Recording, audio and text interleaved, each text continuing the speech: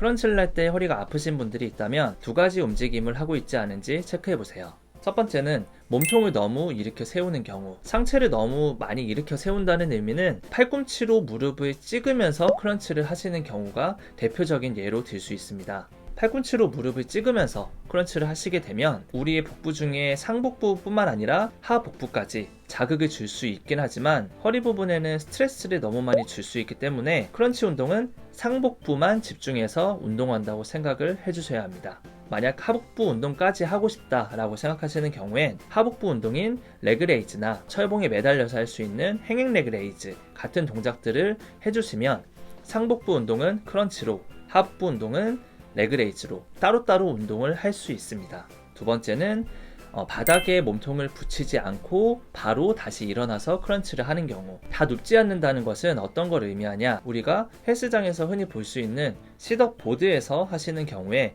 이런 패턴으로 하시는 분들이 많이 있습니다. 우리가 바닥에서 크런치를 하는 경우엔 지면과 수평인 상태로 크런치를 하게 되죠. 근데 이 싯업 보드에서 하시게 되면 수평인 것보다 조금 더 머리가 밑으로 내려가게, 머리가 지면과 가까워지게 기울기를 조절할 수 있습니다. 보통 이걸 우리가 디클라인이라고 하는데, 디클라인으로 만든 상태에서 상체를 일으켜 세우고 다시 내려가서 패드에 등을 붙인 다음에 일어나셔야 되는데, 상체를 이렇게 세운 뒤에 한 요 정도만 갔다가 다시 일어나고, 요 정도만 갔다 다시 일어나고 몇십 회를 반복하고 운동이 끝난 다음에야 등을 붙이는 이런 패턴으로 하시는 분들은 스트레스가 가해지기 때문에 허리에 좋지 않은 잘못된 운동을 하고 계신다고 말씀드릴 수 있어요.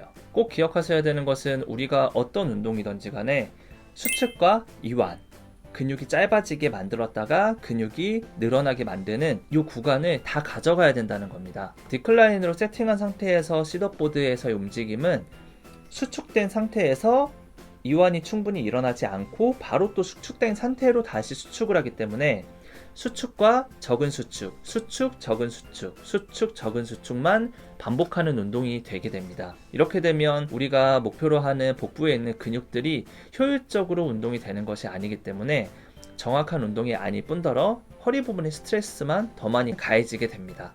이 두 가지 큰 패턴에서도 해당되지 않는데 크런치를 할 때 허리가 난 너무 아프다 라고 생각하는 경우에는 디테일한 모습을 체크해 보셔야 됩니다. 디테일한 모습의 첫 번째는 바로 누운 자세에서 준비를 하고 일어나는 순간, 이 머리부터 들어지는 순간에 허리로 강하게 바닥을 누르는 경우가 해당이 됩니다. 두 번째는 팔이나 등으로 반동을 치는 경우, 이 두 가지가 해당이 됩니다.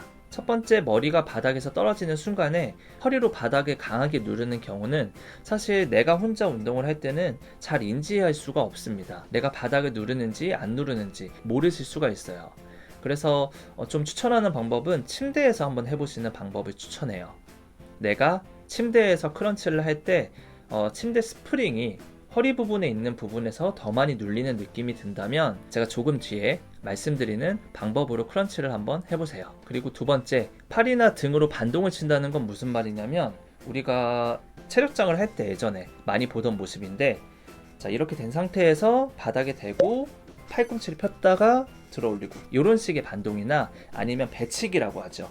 들었다가 올리고, 들었다가 올리고, 이런 식으로 반복하는 모습을 말씀드리는 겁니다. 이 팔이 치거나 배를 치는 행동은 사실 1분 안에 크런치를 누가 더 많이 하느냐, 윗몸 일으키기를 누가 더 많이 하느냐를 할 때 사실 유용한 테크닉입니다. 예를 들어 내가 공시생, 경찰 공시생이다 라고 하신다면 테크닉을 써서 기록이 높게 나오시는 게 가장 좋은 방법이겠죠. 근데 지금 제가 말씀드리는 분들은 운동을 한동안 안 하다가 운동을 다시 시작한 분들에 대해서 말씀을 드리는 겁니다. 크런치란 운동은 복부 겉에 있는 복직근이란 근육을 강화시키는 건데, 사실 복직근이 제대로 운동이 되려면 안쪽에 있는 코어 근육부터 수축하는 능력이 생겨야 합니다. 운동을 한동안 안 하셨다면 이 안쪽에 있는 코어 근육의 기능이 확 떨어진 상태이기 때문에 확 떨어진 상태의 코어 근육을 가진 허리에서 복직근을 계속 무리하게 사용을 하신다 라고 하신다면 허리가 아파질 수 있어요. 복직근 안에 있는 코어 근육보다 바깥에 있는 복직근을 더 많이 쓰는 방법은 말씀드린 대로 반동을 치거나 혹은 속도를 빠르게 하시는 겁니다. 그래서 운동을 안 하다가 운동을 다시 시작하는 경우에는 특히나 원칙 3가지만 지키시면 허리가 아파지는 크런치를 방지할 수 있을 거예요. 자, 첫 번째는 가장 중요한 것입니다. 코어의 기능을 살리는 게 가장 첫 번째입니다. 운동을 한동안 하지 않다가 하시는 경우에는 꼭 코어 근육을 활성화시킬 수 있는 운동 방법을 리뷰하신 다음에 크런치를 할 때 코어 근육의 힘을 잡고 크런치를 해주셔야 됩니다. 만약 필라테스를 배우셨다면 필라테스 강사님에게 배우신 배꼽을 끌어당기는 느낌의 코어의 힘을 잡으셔도 되고요. 이 코어를 잡는 방법을 모르신다면 제가 이전에 찍은 영상을 참고해 보셔도 좋을 것 같습니다. 두 번째는 날개뼈만 떨어뜨리는 것입니다. 크런치의 집중 운동 부위는 상복부, 중복부, 하복부 중에 상복부가 가장 크런치 운동이 되는 타겟 머슬입니다. 그래서 바로 누운 자세에서 날개뼈만 살짝 떨어지도록 이렇게 세우시더라도 상복부의 자극은 충분히 될 수 있기 때문에 특히 허리 디스크가 있으신 분들은 날개뼈 하각 아래쪽에 있는 날개뼈만 살짝 떨어진 자세가 만들어지면 내려가도록 해주시는 게 좋습니다.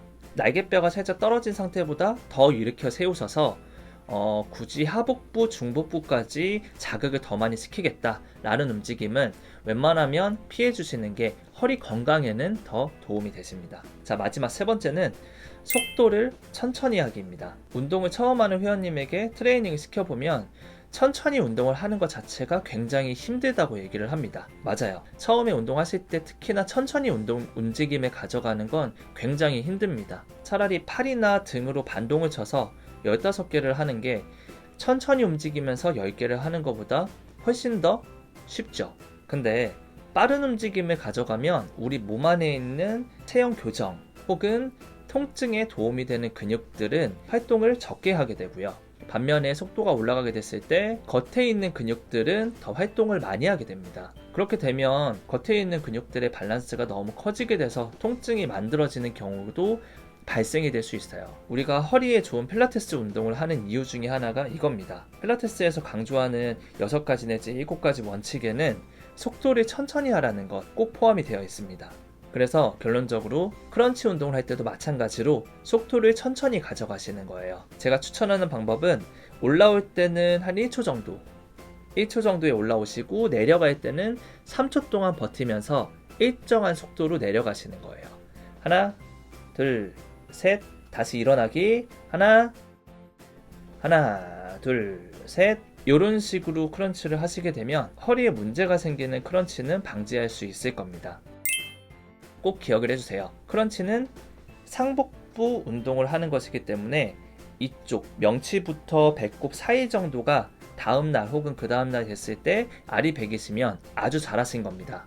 절대 허리가 아프시거나 허리에 뭔가 불편감, 뜨끔거리는 느낌, 묵직한 느낌이 드시면 크런치 정말 잘못하고 있는 거예요.